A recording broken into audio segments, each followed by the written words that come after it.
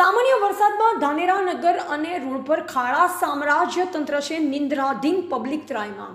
સામાન્ય વરસાદમાં જ ધાનેરાની દશાને દિશા ખરાબ થઈ છે। નગરના રસ્તા તૂટી ગયા છે, મસમોટા ખાડા પડ્યા છે। નગરના પ્રવેશ દ્વારનો રસ્તો ખાડામાં ગાયબ છે। સ્થાનિકોની વાત તંત્ર સાંભળતું નથી। પાણી વગરના આગેવાનો પાણીમાં બેઠા છે। પરિણામે વાહન ચાલકો સ્થાનિકો ત્રાહિમામ પુકારી ઉઠ્યા છે। લોકો પૂછી રહ્યા છે કે આખર રજૂઆત પણ ક્યાં કરવી, કોઈ સાંભળનાર જ નથી। અધિકારી અને આગેવાનોને લોકોની સમસ્યા દેખાતી નથી। પરિણામે પ્રજા આજે અફસોસ કરી રહી છે કે આધુનિક વિકાસના સ્વપ્ન દેખાડનાર આગેવાનો આવા સ્વપ્ન દેખાડ્યા હતા।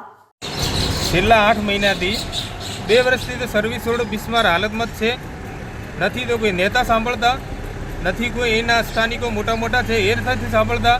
અહીંયા નગરપાલિકાના પ્રમુખ નથી।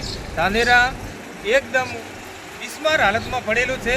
માટે અહીંયા જે મેઇન રસ્તો છે, અહીંયા હોસ્પિટલો છે, સ્કૂલો આવેલી છે। મેઇન રસ્તાથી અંદર આવવા માટે જે રસ્તો છે એ મોટા ખાડાઓ પડેલા છે। ખાડાઓની રજૂઆત વારંવાર કરવા છતાં આ ખાડાનો કોઈ નિકાલ આવતો નથી। માટે મોટા નેતાઓને જાણ કરવામાં આવે કે આ ખાડો તરત પૂરે અને સર્વિસ રોડ પહોળો કરે, જેથી ધાનેરાનો કંઈક વિકાસ થાય। ધાનેરામાં થોડા વરસાદમાં પણ ઠેર ઠેર રસ્તા ઉપર ખાડા જોવા મળી રહ્યા છે।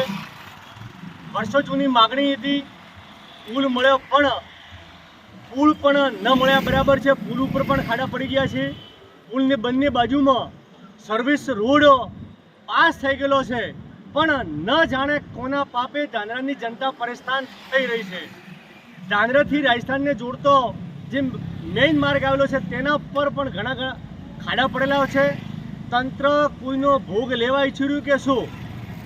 ધાનેરાની જનતાએ પણ કોંગ્રેસને ભાજપનો વિશ્વાસ છોડીને અપક્ષ ધારાસભ્યને ચૂંટીને મૂક્યા, પણ ધાનેરાના અપક્ષ ધારાસભ્ય પણ પાણીમાં બેસી ગયા એવું લાગી રહ્યા છે।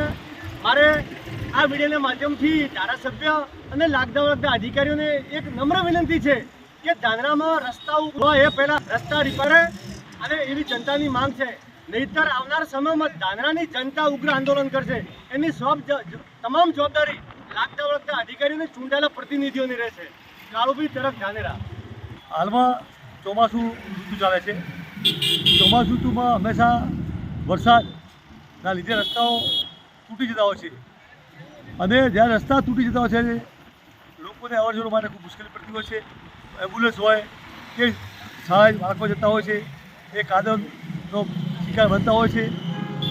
એની રજૂઆત કરવાથી બાંધકામ ખાતાએ હાલમાં જે પુલ બન્યો ત્યાં સર્વિસ રોડ ત્યાં માત્ર થોડી ઘણી મેટલની કપચી નોખી, જેના લીધે અમો જે બે બાજુથી પસાર થવાની જગ્યાએ ખાડા વધારે પડી ગવાથી ત્યાં એમ્બ્યુલન્સ અને નાના બાળકોના વાહનો ફસાઈ જાય છે, લોકો હેરાન થાય છે। એટલે મારી સરકારી વિનંતી છે કે આપ આ ઠીકડાવાળું કામ બંધ કરો, એનું પરફેક્ટ આયોજન હોવું જોઈએ। ડિઝાસ્ટર મેનેજમેન્ટે એની કામગીરી કરવી જોઈએ, ચોમાસા પહેલી કામગીરી કરવી જોઈએ, અને હાલથી જ એનું સર્વે કરી અને આવનારા ચોમાસાને ધ્યાન રાખી જો આ રોડ રસ્તાનું કામ કરવામાં આવે તો મારું માનવું છે કે ચોમાસા દરમિયાન લોકોને કોઈ તકલીફ ન પડે, ખાડા ન પડે।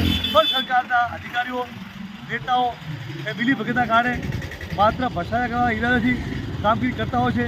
એમને લોકોના સુખાકારની કે લોકોની કોઈ જાતની ચિંતા છે જ નહીં, અને ચિંતા કરતી આ સરકાર છે જ નહીં। આ માત્ર ઓફિસો બેસી કાગળ ઉપર કામ કરતી સરકાર છે। એ 0 પોઈન્ટ પર આવી ક્યારેય કામ કરી નથી। જ્યારે લોકો વચ્ચે આવી, જ્યારે રસ્તાઓ આવી, જે કામગીરી સચોટ કરવામાં આવે ત્યાં સુધી લોકો આના શિકાર બનતા રહેશે। એટલે સરકારની વિનંતી છે કે આપ જે બી કામ કરો એ પૈસાના પ્રજાનો છે એ પૈસાનો બગાડ ન કરો, પણ એ પૈસા લોકો માટે ઉપયોગ કઈ રીતના થાય એ વિચાર કરીને કામ કરવું જોઈએ, એ જ મારી માગણી છે। એવા હિતેશ પંડ્યા, સંબંધ ભારત ન્યૂઝ, ધાનેરા।